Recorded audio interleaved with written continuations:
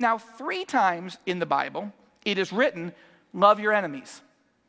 Matthew chapter 5, verse 44, Luke 6, verses 27 and 28, and Luke 6:35. 3 times in the Bible it says, love your enemies.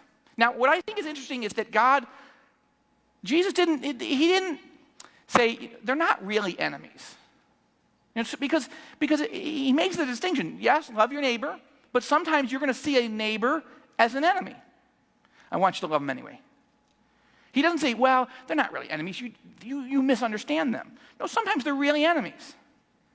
And Jesus is not trying to diffuse that concept. He's saying, I'm commanding you to love them anyway.